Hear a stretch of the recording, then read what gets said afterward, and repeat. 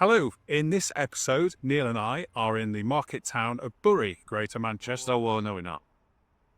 Yes, we are. We're in Bury. No, it's Bury. It's Bury. Bury as in fruit? Bury is in the Lancashire town that we're standing. I think you'll find it's Bury. Okay. Well, That's a good distribution, but it's Bury. anyway, we're on the hunt for a vinyl and coffee. So whether it's Bury or Bury, enjoy the episode. And let's hurry.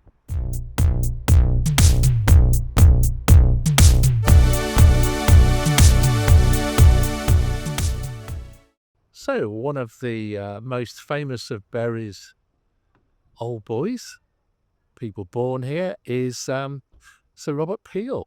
Now, for those of you who don't know, Sir Robert Peel is probably one of the most significant British politicians ever. Most famous for setting up the Peelers, as for Bobbies, both nicknames for the police, taking a name from Sir Robert Peel when he was Home Secretary. But also, Gary, did you know that you could make a very strong case for saying that he is the founder of the modern Conservative Party? I did know that, Neil. Did you? I did. Yeah, it's very interesting, isn't it? Yeah. And that with his Tamworth Manifesto of 1834, he laid down that philosophical background to the party. That's contested whether they have a philosophical background. But this idea, really, that the Conservative Party exists to support moderate reform in order to prevent social unrest. And he had Prime Minister twice. And I think one of the more reforming things in the 19th century. So a very interesting guy. Yeah. Born here in Bury. And A great statue. it's a lovely statue. His father apparently was one of the very few actual millionaires Is that right? in Britain at the time. Yeah, apparently he was the seventh richest man in England. Yeah. Made his money calico printing and then in mills, cot producing as well. Yeah. Well, thanks for that. I know these episodes would not be the same without the history lesson, and I hope our viewers appreciate it. I'm sure they'll do it. In fact, I think they're probably getting more subscribers on the back of the history. I think so, much more than there's the violence side. I'm sure that's what it is. Yeah. Well, thank you for that. And let's take a trip to the main event. I'm still after a coffee, Neil, and you're after vinyl. Yeah. So how are we gonna kind of meet both requirements? Somewhere that sells wax-based products and bean-based products. I mean, that'd be perfect, wouldn't it? If such a place existed. Yeah. Well, let's go and have a look. Let's go and see it.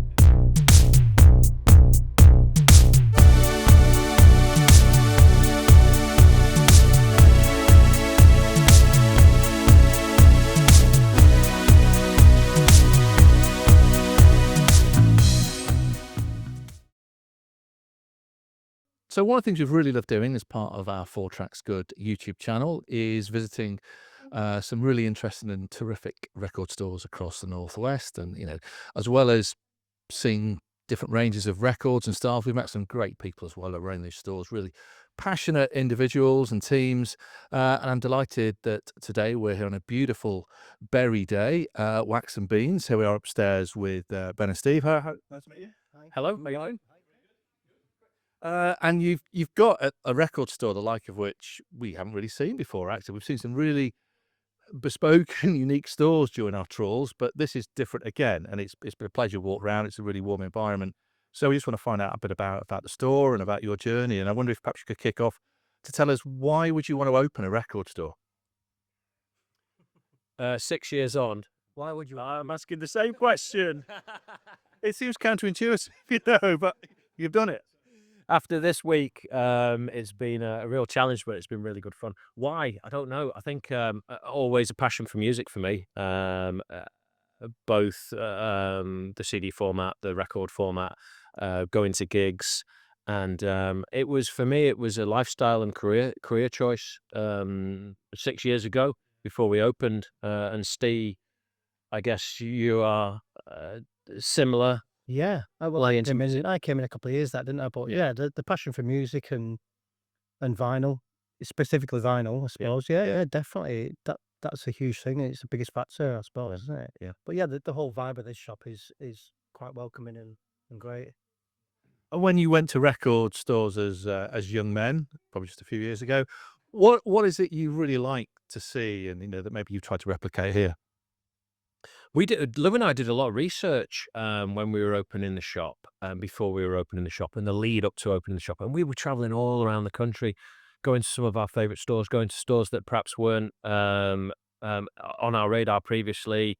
And we were trying to pick elements that we thought worked really well for when we opened Wax and Beans, and those perhaps that we wouldn't use. For example, and it seems weird and a real intricate detail, when you stood at the browsers and you're looking through the records, we felt it was better that you could get your feet underneath the browsers as opposed to those that come down and, kind of leaning over sort of thing. It's weird. It's really weird, but it's about that comfortable experience that you can enjoy. I don't know if you ever talked to you about it. That's why we've got the racks downstairs that have a big open space underneath. Yeah. Just little things like that. Making sure the height was right and making sure the layout in the shop's right, making sure that, you've got the artwork on the wall, because that's one reason why we're all into buying records. It's artwork, it's that physical product, isn't it? And then there was loads and loads of stuff that we did, and that was one that springs to mind. And we did really build the shop around all the elements that we loved and we picked. It's like having conversations with people, isn't it? You can have a half-hour conversation with people and you've got that one brilliant little piece of information that you take away from it. It all just becomes worthwhile, doesn't it? Yeah. So, On top of that, we don't alphabetize our stuff or anything, do we? oh no, we don't do But it. we Yeah. have it so people come in and actually look through the selection, and we sell new and used. I was saying before, I gravitate towards shops that sell new and used records. Yeah. So for me, that makes a big difference. Yeah, I mean, having pre-loved records in the racks as well, and having that option is brilliant because we've got a £2 box. You can pick some brilliant stuff out of an 8, 10, 12 quid price range, can't you? It's kind of I mean, let's be honest, records aren't cheap nowadays. It can be quite expensive as a collector, and having that good value pre-loved stuff is priceless, really, for record stores if you can get the good stuff down there and into the racks, can't you? You mentioned something there, Steve, about you don't alphabetize your records. Now I was downstairs looking, and the control freak, the order obsessive in me was thinking, where are the K's, where are the D's, where's the prog? So just talk me through that, because that's obviously a deliberate decision you've made. I think because we've all been in record shops, and the amount of times you'll go in and you'll look in a specific genre or a specific letter, maybe if you're looking, because you'll always have something in your mind, maybe, and if it's not there, you might just kind of give up and wander out, and here you'll search through and you'll find something which will just kind of spark your mind. Oh my god, I've not seen that for a long time. Brilliant. And we haven't got a huge selection, so it doesn't actually take that long to go through our records. There's about 500 or 600 records down there. Yeah. In the new stuff, which is evolving all the time, and it does. And probably the same in the second hand. Yeah, Very 50-50 split, isn't it? yeah, and without it being alphabetized, Yeah. it very much forces you to look through everything. Yeah, and it works, doesn't it? No one ever really comes up and goes, "Oh, I don't like that concept. Oh, nightmare." No, you get the odd person going, "Are they in any kind of order?" Yes. Go, "No, dig in, man. Just dig in. You'll see you fit It it." is brilliant because you'll find a record that, one, you didn't know was pressed to vinyl, Yeah. and two, you never knew you wanted, Yeah. and you immediately pick it up and want it. I've done that myself in record shops. I've gone in, looked in hip hop, Yeah. and then gone, I'm all right, and then gone. And you think down the line, why did I do that? Why did I not carry on looking through and find a gem in a different genre or whatever it might be? And also people's genres, if like some shops are genres, aren't they? Might vary a little bit. You'll go in some shops and something might be in electronica, and then in another shop that same album might be in, I don't know, alternative or something.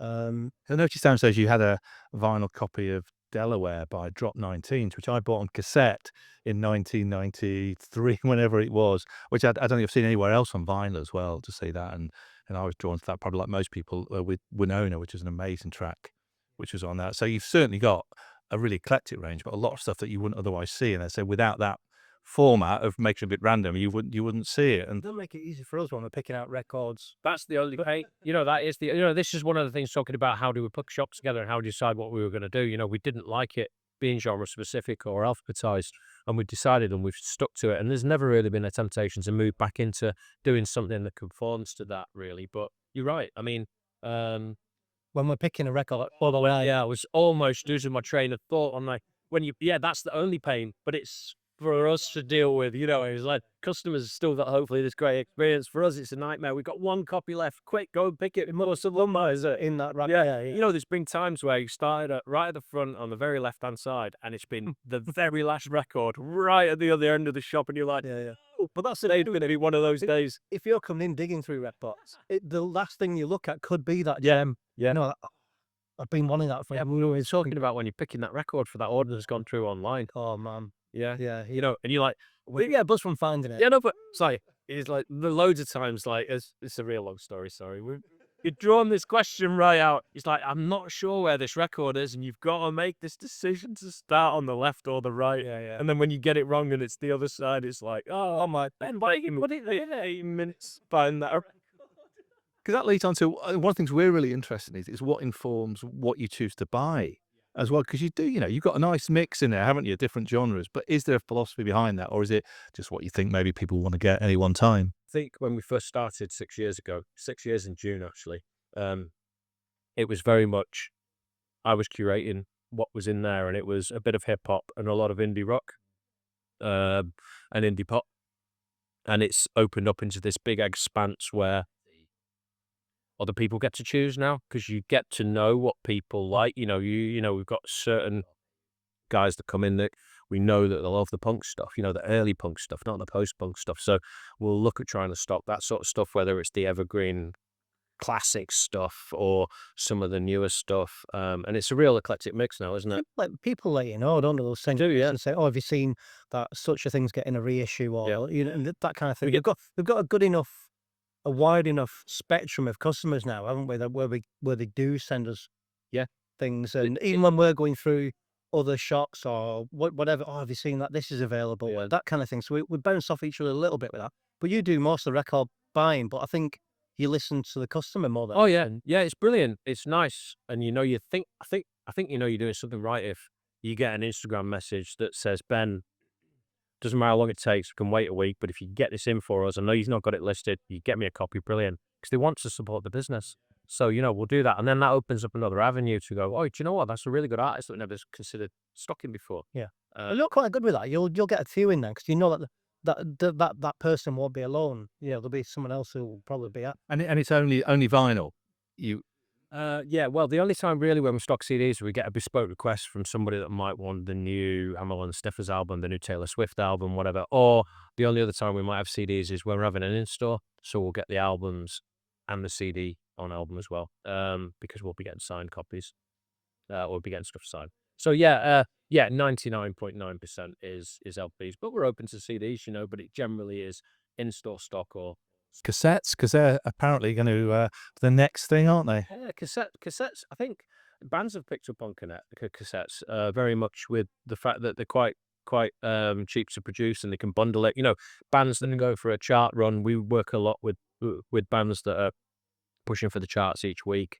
It's a battle between all the different labels, the majors, and some of the indies and things like that. But you know, if a band can sell a T-shirt, an LP, a CD, and a cassette to a punter for 40 quid, it's 3 physical unit that goes towards the charts, isn't it? We often get given tapes sometimes where people have bought a bundle and they've said, like, you know, put it in and we'll just give it to someone that comes along that we know is into tapes, you know. But Nostalgia trip, isn't it? yeah, Sign tape, even more than vinyl in a way. I don't think we've actually ever physically gone out and ordered stock, but we do have tapes dotted around, yeah. Apparently, Europe's biggest producer of tape cassettes is in Bredbury in Stockport. I think this is somewhere we may be interested in have a look in the future, but we weren't aware of that. Many people with cassettes. No, and that's the thing, isn't it? Obviously, they're a bit more fragile of a record, aren't they? They're a little more fragile. If a tape, something happens to the tape, it's done. It's weird, isn't it? I don't know if people actually play them that much. I think it's more of just a thing to have. Yeah, Remember the DJ Shadow one where oh yeah. Oh, that was cool, yeah. proves to where they were going to be or something, didn't they? That was really cool. Yeah. We were one of the shops nominated to get half a dozen or a dozen or whatever of the DJ Shadow, the first single off the new album. And the distributor said, right, you're going to get 10 of these or whatever. You need to take a picture from the outside, from the inside of the shop, facing outwards. And then people, if they work out which shop has got stock, can come and turn up and just get them. Literally, you gave them to the customers for That's free. quite a cool thing. Yeah, it's quite cheap to produce it. Yeah, that's a cool thing to do. But I think people who've got them probably won't be paying on. It's a cool thing to have, isn't it? It's a weird thing, go talk about all the intricacies of it as well. Like, we're all record collectors because we like the quality of a record, don't we? The sound quality of a record. Whereas we're talking about tapes. I'm not sure you get that on tapes, do you? Not as much, I don't think. No, But no, not unless it's reel to reel. Yeah, if you're used to hearing things muffled, so maybe for older folk, they're used to that already, then they get that. You mentioned earlier, Ben, about the in-stores. I think one of the things that we're always really interested in is how record stores diversify to try and bring people in. I mean, some people DJ, don't they? They'll have in-stores, and there's one in Washington we're going to speak to in a week or two where they have plays there as well. Just being in the store for a bit, we've seen just how diverse your range of offer is. So it'd be great just to hear a bit more about the sort of things you're doing, which are outside of your record selling business. yeah, when we started the business, Louise, my partner, is not here today. She's elsewhere, isn't she? Doing other business related stuff. But when we first started, it was more a premise of, which is where we got the name from, really. Wax and Beans was meant just to be records and coffee. In the old space, it was a very small shop. There was a couple of iconic record stores historically in Bury, which was Muse and Vibes, obviously sadly closed. I think Vibes went in 2011, 2010. So when we were trying to bring records back to Bury in 2019, we started small and thought, what else can we do as well as records? I love coffee. Let's do it. Let's bolt them on together. We moved into this bigger space just before the pandemic, and people were screaming out for, like, we want some more food, because there was people who ended up staying. Traditional record shop, you go in, you have a dig, you buy a record, you disappear, don't you?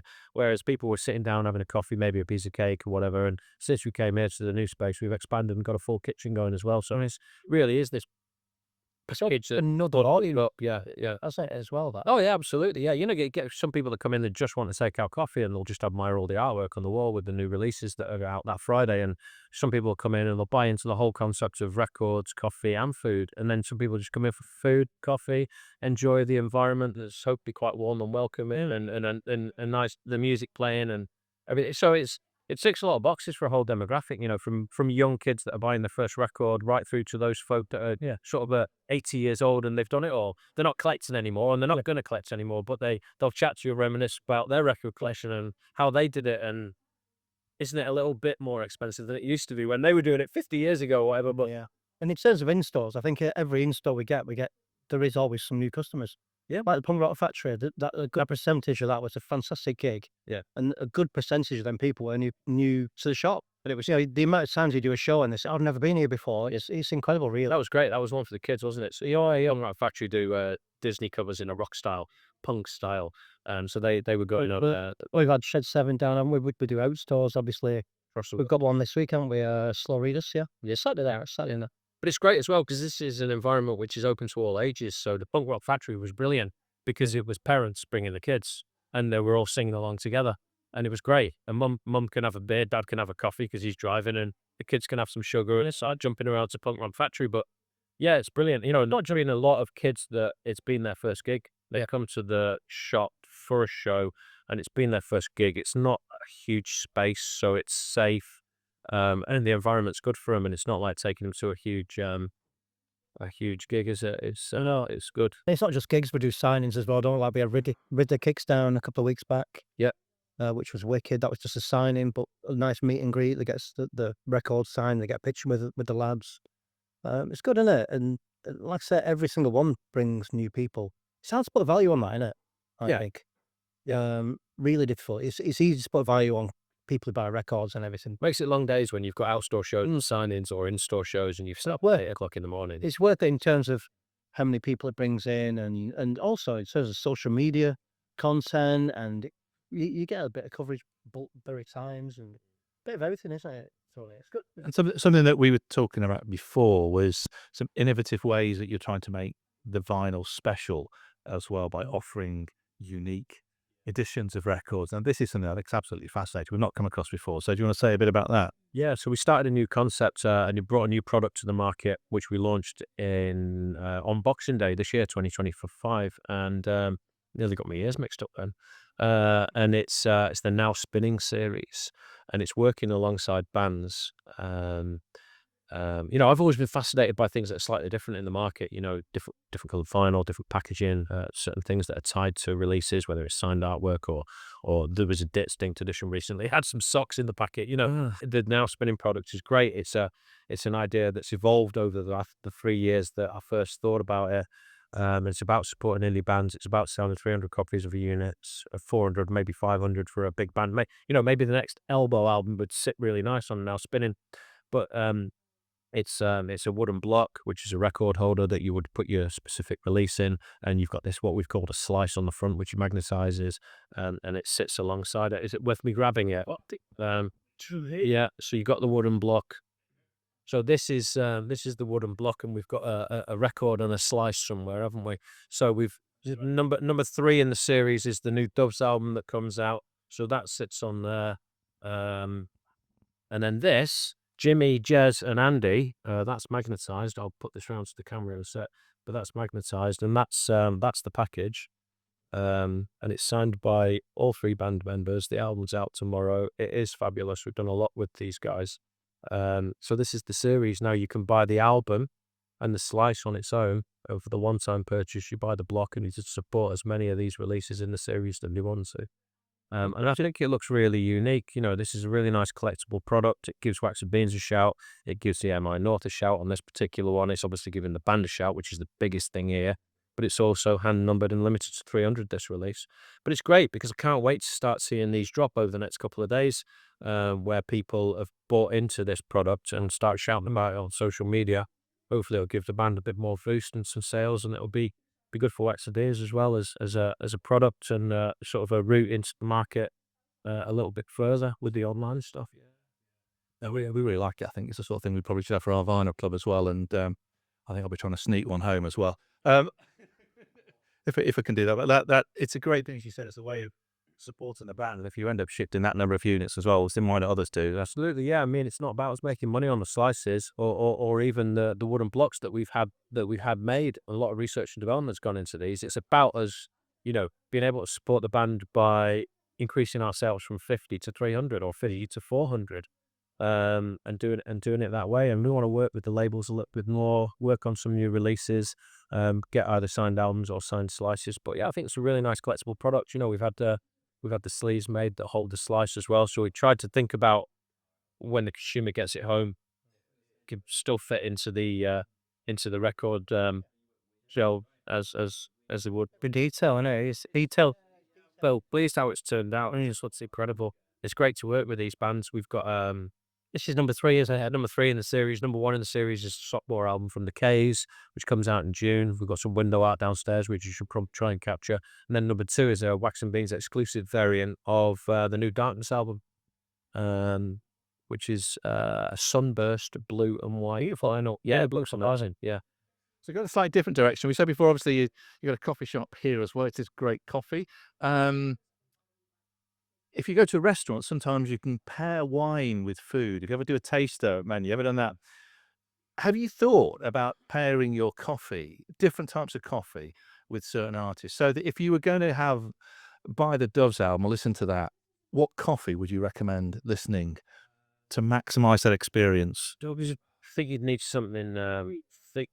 something. Strong, wouldn't you? Jimmy likes a cortado. Jimmy had a cortado, didn't he? Yeah, so Jimmy had a cortado. Yeah, we thought about trying to think of some funny names for our Nelly coffee door. Yeah, Nelly Cortado, Fleetwood Macchiato. There's been a few, hasn't there? Hot chocolate. Yeah. Yeah, do you know what? When Jimmy came in to sign the slices last week, because Andy and Jess signed him as a Doves to bed, didn't they? When Jimmy came in, he was on Cortados, wasn't he? Yeah. So it'd have to be a Dove stroke Cortados collaboration. He came down and did his Nightjar album, didn't he? And he was on Cortados that way as well. So yeah, it's spot on. The Flat White family, they still exist. Maybe that would be a... Yeah, Flat White family, yeah. Probably was good at this. Friend of ours who comes to your shop, he was brilliant. He named them all. Yeah, he nailed it. Dick Lion, you nailed it. We needed to write the list out there and then do. Because there's some great episodes of, say, Curb Your Enthusiasm where there's a sandwich shop where they name a sandwich after different Hollywood actors, and so maybe that's something to look at in the future.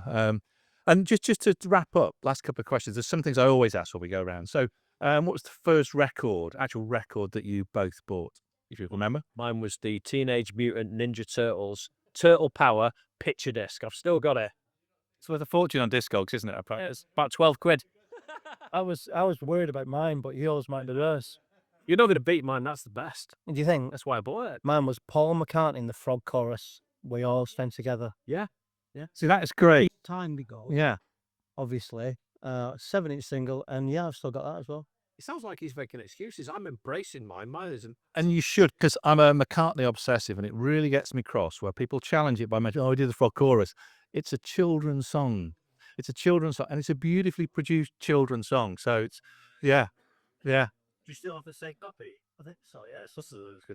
And if there were Brotherhood there, not be embarrassed by it. If there were only one record that you could save from Wax and Beans, should there be fire? I hope it's not going to happen, but a fire blazing through the store, what would that one record be that you have in stock? Mine would be Bob Dylan, Blood on the Tracks. Okay. Although probably not got a copy because it's the greatest album of all time and it sells out all the time. But if it was in stock, Well, that would be the one. You've got about 30 copies of it at home. Yeah, I know. We're not talking about my house being on fire though. We're talking about our shots. Oh, wow. What would yours be? That'd be hip hop something, wouldn't it? It'd be Mad Villainy, I think. Would it? Yeah, like Mad Villainy. Okay. Yeah. Doolin, Mad, And doing Mad and Mad Lib, Mad Villainy, yeah. Mad Lib. Mad Lib, yeah. Well, it's been a real pleasure to speak to both of you. It's been fantastic to visit this store. It's been so enjoyable as well. And it's great to see that you've been so creative and trying to get people in and buy records as well, after all, which is what it's all about, isn't it? So, yeah, thanks very much. Cheers, thank you. Well, we've just come out of Wax and Beans, and I have to say, what an amazing store and what an amazing person Ben is and Steve. They're so passionate about the store, aren't they? Yeah, and it's a lovely feel as soon as you walk in. You get lots of people in there just perusing records, having something to eat. But yeah, it's a very warm atmosphere when you go in the store, isn't there? It is, yeah. And, you know, Ben and Steve really are just absolutely driven, but They are. driven to make sure that what they're enthused about is something can be shared by other people as well. Yeah, had a really good chat with them. Yeah, customer service is amazing. Yeah. And a real mix of clientele. There's clearly people who come in there for coffee or beans on toast, you know, and there are people who, like us, go in there for vinyl and a bit of both. We went for both. We found somewhere that did coffee and vinyl. It's the sort of place where you would make a trip out, I think. Which actually, I said there are a few of them, but Yeah. you can get the train into Manchester, get the metro out here, quite easily. And yeah, I definitely come back. Yeah, I recommend it. And we made a few purchases, so we'll have a quick look at those now. So I'll go with my first. What did you got? I don't own any albums by Free, although I quite like bits of what I've heard. And I think it was Bob Mortimer who's actually a massive fan. And he said this was his favourite album or something. So you don't often see their records on vinyl, even in used stores. And this kind of illustrates the things about Wax and Beans. There's a nice mix of brand new records, and also pre-loved. So yeah, I got this Free album from 1972. It's got Wishing Well On, which is a great track as well, and Heartbreaker. Yeah. So looking forward to playing that. Yeah. And I also bought the brand new album by Doves, which is we talked in the film about the spinning block and about the sort of signed magnetic strips. And this is a limited edition of only 300 of them, signed by the band. And what I've heard of their stuff already, I'm looking forward to playing. The singles are terrific. Yeah, and you bought the block as well. I've got the block in there. It is still in its cardboard. Yeah, and it'd be good to christen that at a vinyl club. And I think that's why I got it, because I could use it at home, but I thought we could take it to vinyl clubs so people can see their record sleeve proudly displayed. See? Yeah, tote bag as well. Yeah, lovely tote bag. Yeah, and I made a couple of purchases as well. I got a bit of pre-loved. Yeah, couple of collections upstairs that they're selling, and I spotted. I think I bought some David Holmes before a couple of times on that one, but I found this David Holmes. Yeah. So it's a remix of the Let's Get Killed album by various artists, and it's a beaut. I was very curious when I saw you put that up, because that's such beautiful. So good to find that, in the store. Really pleased with that. And I also bought something new. This is the, we're going to hold that. It's the new Lambrini Girls album. Okay. Who Let the Dogs Out? And this one comes on coloured vinyl. It's called Gay Smurftic Blue Vinyl. Now, I know about a Smurf. I'm not sure about a gay Smurf or the colour of a Smurf's private parts. It is a bit of a rude record. That is. Just if you're going to take a listen, but I'm going to look forward to seeing the Gay Smurftic Blue Vinyl. Yeah. Okay. Fascinating. Yeah. Well, we've had a great day out here, and I encourage both vinyl lovers and caffeine junkies to get down to Wax and Beans in Bury, Greater Manchester, whenever you can. It's a great store. Indeed. Well, we've covered a bit of history of Bury or Bury, whatever you fancy. Some famous people from Bury. One of which is behind this green curtain. Well, not the real person. I was be amazed if it was. Be amazed, yeah. And it's curtained off at the moment. I believe there was a bit of an accident involving this person. Was it? Yeah. Some car backed into her. Oh, Yeah, and she's been closed off. We are talking, of course, about Victoria Wood. we are. Have you got any favourite Victoria Wood sketches? I know this is sacrilegious. This is not a part of me not liking dogs or Bonnie. I'm not a massive fan of Victoria Wood. So Odd Bits, I really liked her musical That Day We Sang, which is amazing because I'm not a massive Victoria Wood fan. And I don't like musicals, but this was brilliant. Yeah, So that Relax Jones. it's one of my favourites. And also she wrote a one-off drama about Morecambe and Wise, how they met. And I thought that was brilliant.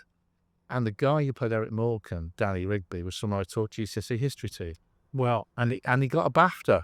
he got a BAFTA. He got a BAFTA. And I like to think that's probably down to my teaching of Treaty of Versailles, as much as which he channeled into this performance of Eric Morecambe. What do you think, that, Neil? I am going to go take that away with me. Yeah, I love Dinner Ladies. Did you watch a bit of Dinner Ladies? I was keen on there. No, it's a bit Urmston. There's a reference to Urmston. Is there? Okay, I'll sure get it. Yeah. Yeah.